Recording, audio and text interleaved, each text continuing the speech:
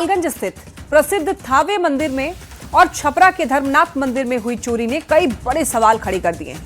चोरों ने दोनों मंदिर के गर्भगृह का ताला काटकर मुकुट और ज्वेलरी और जितने भी कैश थे सब लेकर फरार हो गए।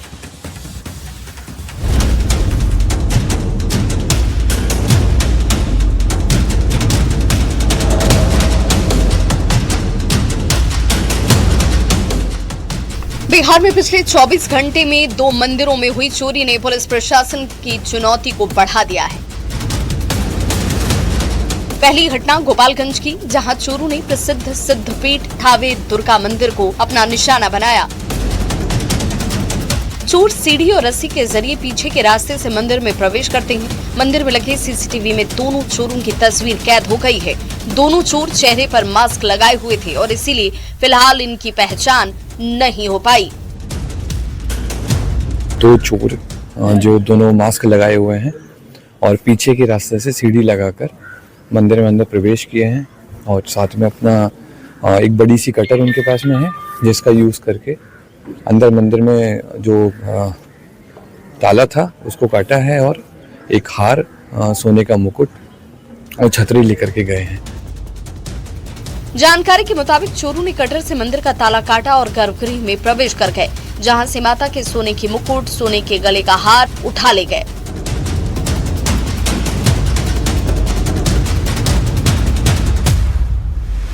वहीं जांच में जुटी पुलिस दावा कर रही है कि जल्द चोरों को गिरफ्तार कर लिया जाएगा।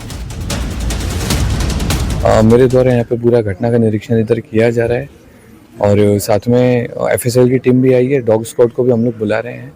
हम लोग अलग अलग बिंदुओं पे जांच कर रहे हैं। सीसीटीवी फुटेज को निकालने के लिए एक अलग से टीम लगाई गई है ताकि सारे मानवीय और तकनीकी बिंदुओं पर अनुसंधान किया जा सके। थावे मंदिर में हर दिन हजारों की संख्या में भक्त पहुंचते हैं। यहाँ सुरक्षा व्यवस्था भी कड़ी रहती है। बावजूद इसके चोरी होने से न सिर्फ प्रशासन पर सवाल उठ रहा है, अब मंदिर की सुरक्षा व्यवस्था भी सवालों के घेरे में है। बड़ा सवाल ये है कि थाने के पास मौजूद इस सिद्धपीठ दुर्गा मंदिर में चोरी कैसे हो गई, क्योंकि यहाँ पर पर्याप्त संख्या में सुरक्षा गार्ड थे, मंदिर के भी निजी गार्ड थे। तो इतनी सिक्योरिटी होने के बावजूद चोरी की वारदात कैसे हो गई, ये एक बड़ा सवाल है। दूसरी चोरी छपरा के धर्मनाथ मंदिर में हुई, जहां चोरों ने मंदिर से जेवर और दान पात्र से कैश लेकर चोरी की वारदात को अंजाम दिया। मामले का खुलासा तब हुआ जब सुबह पुजारी मंदिर पहुंचे, गर्भगृह खोला गया, वहां सारा सामान बिखरा हुआ था। दुर्गा जी का हमारे यहाँ एक मूर्ति है, उसमें नथिया, मंगटी का और झुमका और चांदी का हार जो है गले का, उसको निकाल लिया गया है पाला तोड़ करके, ताला तोड़ करके। दोनों मंदिर में हुई चोरी ने मंदिर की सुरक्षा को तो कटघरे में खड़ा कर ही दिया है, साथ ही प्रशासन के लिए भी एक बड़ी चुनौती पैदा की है। प्रशासन भले ही जल्द से जल्द चोरों की गिरफ्तारी का दावा कर रही हो, लेकिन इस चोरी की घटना ने प्रशासन के बड़े बड़े दावों की पोल तो खोल ही दी है। न्यूज़ 18 के लिए गोपालगंज से गोविंद कुमार और छपरा से संतोष की रिपोर्ट।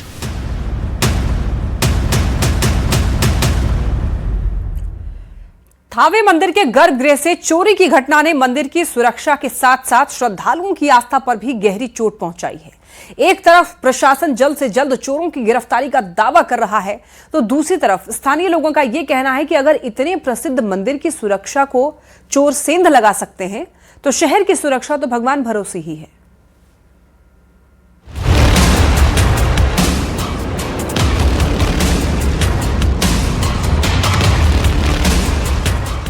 गोपालगंज के सिद्धपीठ थावे दुर्गा मंदिर में हुई चोरी न सिर्फ मंदिर की सुरक्षा पर सवाल खड़ा कर रही है, बल्कि माता पर आस्था रखने वाले करोड़ों भक्तों की आस्था को भी गहरी चोट पहुंचती है। मंदिर में चोरी का सीसीटीवी फुटेज सामने आया है, जिसमें मास्क पहने 2 लोग दिख रहे हैं। वीडियो में साफ तौर पर देखा जा सकता है कि एक चोर हाथ में दान पात्र लेकर निकलता हुआ दिख रहा है, जबकि दूसरे के हाथ में लोहा काटने वाला कटर है।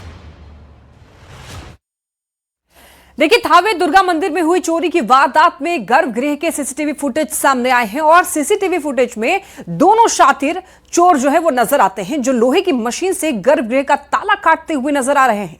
गर्भगृह का ताला तोड़ने के बाद देखिए सोने की आभूषण और 50 किलोग्राम के वजन का लॉकर चोरी कर ले गए और इतना ही नहीं, चोरों ने चांदी के बने हुए दोनों शेर को भी काटने और उखाड़ने की कोशिश की, हालांकि उसमें वो नाकाम रहे।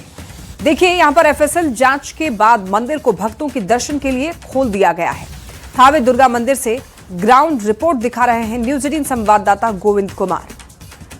बिहार के प्रमुख सिद्धपीठ थावे दुर्गा मंदिर में भीषण चोरी की वारदात हुई है। चोरी की वारदात की इस वक्त एफएसएल टीम, टेक्निकल सेल और डॉग स्क्वाड की टीम जांच कर रही है। खुद एसपी अवधेश दीक्षित सुबह से ही इस पूरे मामले की जांच में जुटे हुए हैं। सीसीटीवी में भी चोरों की तस्वीर नजर आई है। ये थावे वाली माता की तस्वीर है और इसी गर्भगृह में चोर प्रवेश किए थे और एक एक गहनों की चोरी किए हैं। माता की जो मुकुट है उसकी चोरी की गई है, माता की गले की जो हार है उसकी भी चोरी कर ली गई है, जो मंटिका थी उसकी भी चोरी कर ली गई है। बताया ये जा रहा है कि जो मंदिर के गर्भगृह में लॉकर थे सोने चांदी के आभूषणों से भरे हुए, उस लॉकर की भी चोरी कर ली गई है।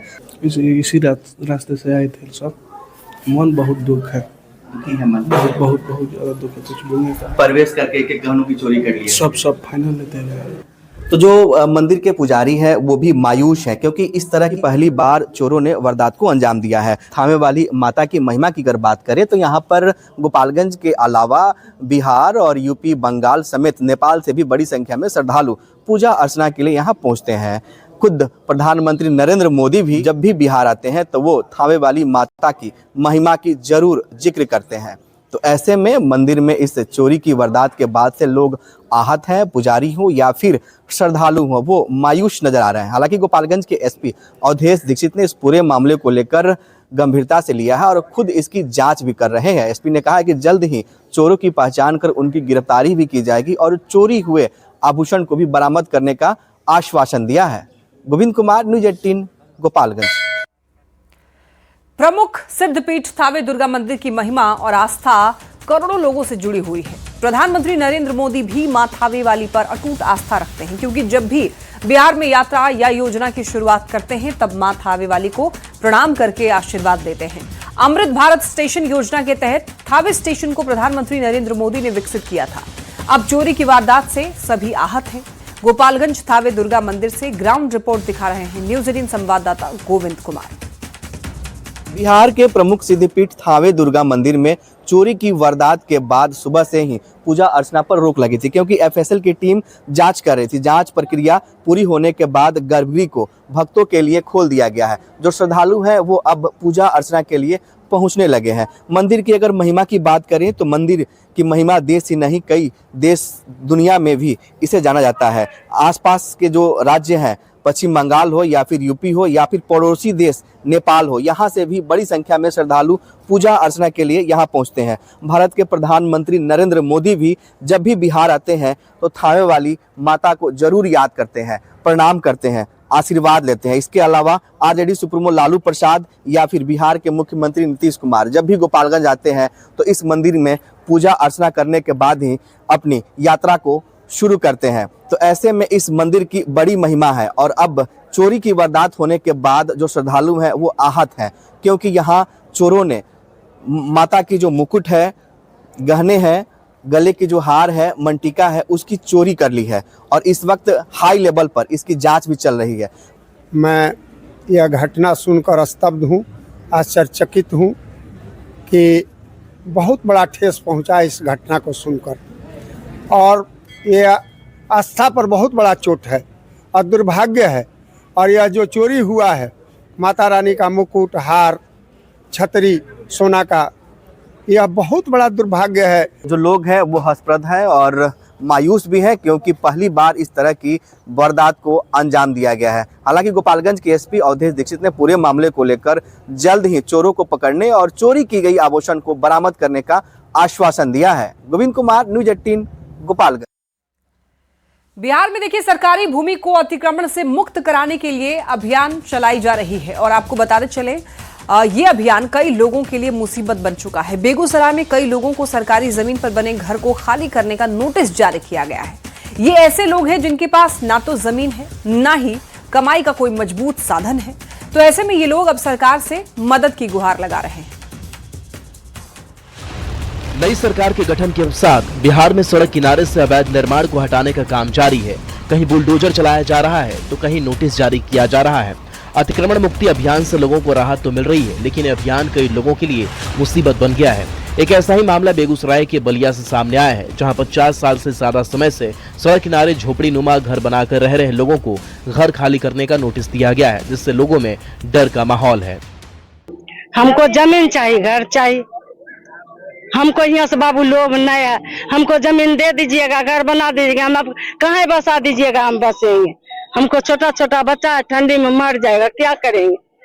हमको कमासूत भी नहीं मजबूत है, जो कमाएगा तो बच्चा को पालन करेंगे, कमासूत तो बीमार है। लोगों का कहना है कि दियारा में कटाव की वजह से झोपड़ी बनाकर रह रहे हैं। इन्होंने सरकार से अपील की है कि यहाँ से हटाने से पहले इन्हें रहने के लिए कहीं और जमीन दी जाए। जुआन से बूढ़ी हो गई है जगह पर, 70 साल हो गया है। हमको जमीन दो, बाल बच्चा सब ढलकता है, न खाने में पुरता है, न दवा बीरो में पुरता है, न कपड़ा लत्ता में पुरते है। कहाँ हम लोग जाएंगे। हमको जमीन दे दो, हम एजा से जगह छोड़ देंगे। नोटिस मिलने से लोग परेशान हैं। जिला प्रशासन और सरकार से मदद की गुहार लगा रहे हैं। इनका कहना है कि बिना पुनर्वास के घर तोड़ने से सभी लोग इस ठंड में बेघर हो जाएंगे। छोटे छोटे बच्चों के साथ इन्हें खुले आसमान के नीचे रहना पड़ेगा। बेगूसराय से न्यूज़ 18 के लिए संतोष की रिपोर्ट। शामली के कांधला में खौफनाक ट्रिपल मर्डर के मामले में एक बड़ा खुलासा हुआ है। आरोपी ने बुर्का ना पहनने के कारण पत्नी को मार डाला, बड़ी बेटी की आंख निकाल ली, छोटी बेटी की गला दबाकर हत्या कर दी और तीनों के शव को आंगन में दफनाकर उस पर ईंट का फर्श बिछा दिया।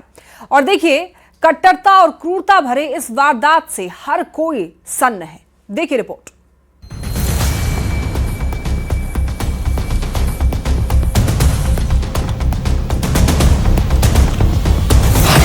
बुर्का नहीं पहना तो पत्नी को मार डाला। पत्नी के साथ 2 बेटियों का किया मर्डर। मानसिकता कट्टर, हत्या बर्बर। दिल दहलाने वाली यह वारदात शामली जिले के कांधला थाना इलाके के गढ़ी दौलत गांव की है, जहां आरोप है कि फारूक नाम के एक शख्स ने पहले अपनी पत्नी की हत्या की, फिर दोनों बेटियों की निर्मम हत्या कर उसे आंगन में ही दफना दिया।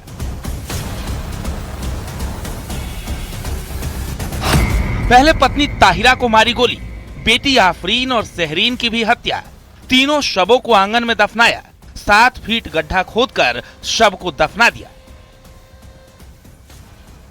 ये वही मकान है जहां पर जो है उसने दूसरी गोली अपनी बेटी को मारी और उसको भी जो है मौत के घाट उतार दिया। जब 2 गोलियों की आवाज सुनाई दी तो उसकी तीसरी बेटी भी जो है बाहर निकल कर आई, तो उसने जो है अपनी तीसरी बेटी की गला दबाकर हत्या कर दी। इस पूरे हत्याकांड के बाद जो है फारूक ने निर्मम तरीके से जो है तीनों की गोली मारकर हत्या कर दी और इस हत्याकांड को छुपाने के लिए अपने ही घर के आंगन में जो है करीब 7 फीट गहरा गड्ढा खोदा और तीनों के शवों को जो है वहां पर दफना दिया। बेटी और माँ ताहिरा को जो है इसी गड्ढे में दफनाया गया। देख सकते हैं कि किस तरह से जो गड्ढे की गहराई है वो लगभग जो है 7 से 8 फीट है और खुद ही उसने इस गड्ढे को खोदा और इसमें जो है माँ और 2 बेटियों को जो है इसमें दफन कर दिया ताकि इस पूरे हत्याकांड का राज फाश ना हो सके।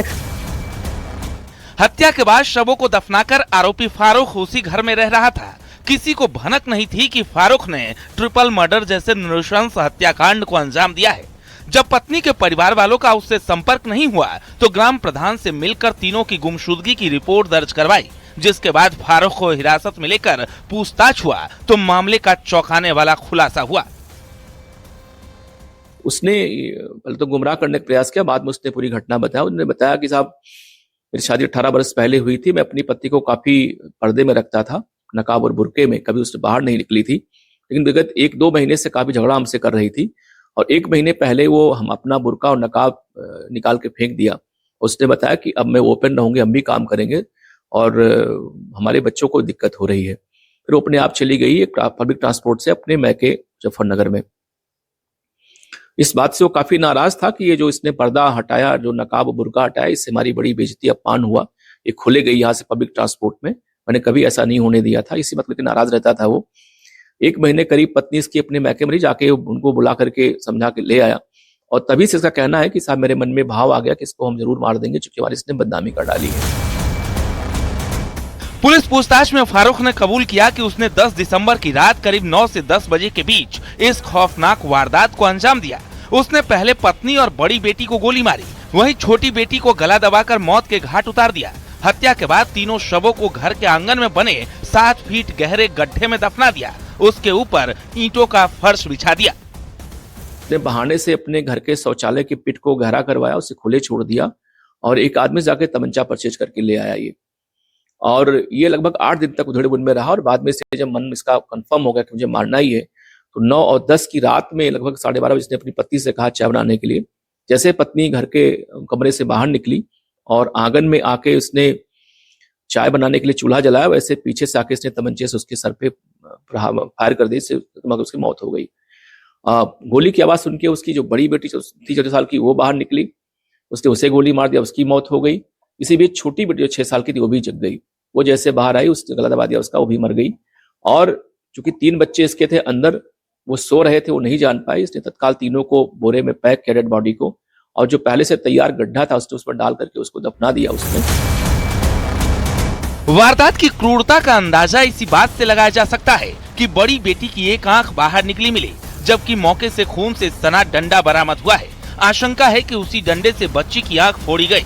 पूछताछ में पता चला कि पत्नी के बिना बुर्के मायके जाने से वो नाराज था, इसलिए उसने इस हत्या की वारदात को अंजाम दिया। बहुत ही एक धार्मिक कट्टरता का बहुत ही खराब उदाहरण है ये। इसका कहना ये था कि साहब मैंने कभी इसको बाहर नहीं जाने दिया, कभी बुर्का और नकाब से बाहर नहीं आई थी ये, और मैं बहुत सारे पैसे जो मैंने कमाया 21,000 रुपए पर मंथ के हिसाब सब इसको लाके मैंने दिया, और इसने मेरी इज्जत गंवा दी। इस तरह से ये एक बहुत ही कट्टर विचारधारा का व्यक्ति था, बहुत ही विकृत था ये, और अपनी पत्नी को एक तरह से बंधक सा बना के रखा हुआ था ये 18 सालों से। इसकी पत्नी जब मुक्त हुई तो अपने नकाब और बुर्के को उसने उठा के फेंक दिया। उसने कहा मुझे इसमें नहीं रहना है, मैं अपने मैके जा रही हूँ, अपने बच्चों को मैं अच्छे से अपने स्वयं पाल लूंगी। मैं इसी बात को लेकर नाराज था और इसने ये घटना कारित कर दी। अभी फारूक गिरफ्तार हो गया है, मेरे हिरासत में है। जानकारी के मुताबिक आरोपी फारूक ने पूरे प्लानिंग के साथ इस वारदात को अंजाम दिया है। इसके लिए उसने 3,000 रुपए में तमंचा खरीदा था। फिलहाल पुलिस पूरे मामले की जांच कर रही है, लेकिन बुर्का नहीं पहनने के लिए ट्रिपल मर्डर से पूरे इलाके में सनसनी फैली हुई है। Bureau report, news 18। ईडी ने बिहार के मुजफ्फरपुर में पंजाब नेशनल बैंक की एक शाखा से जुड़े बैंकिंग धोखाधड़ी मामले में बड़ी कार्रवाई की है। ईडी की पटना जोनल यूनिट ने बीते 11 दिसंबर को शहर के 4 स्थानों पर छापेमारी की, जिसमें संदिग्ध सामग्री और दस्तावेज जब्त किए गए। इस दौरान अपराधियों के बैंक खातों में जमा लगभग 83 लाख रुपए की राशि फ्रीज कर दी गई। ये मामला सिम स्वैपिंग और ऑनलाइन बैंकिंग में हेरफेर की धोखाधड़ी से जुड़ा हुआ है। जांच में यह पता चला है कि पीएनबी की जवाहरलाल रोड शाखा मुजफ्फरपुर में 2 व्यक्तियों के बचत खातों से कुल 1 करोड़ 29 लाख रुपए की धोखाधड़ी की गई। इसमें एक खाते से 1 करोड़ 7 लाख और दूसरे से 22,40,000 रुपए निकाले गए।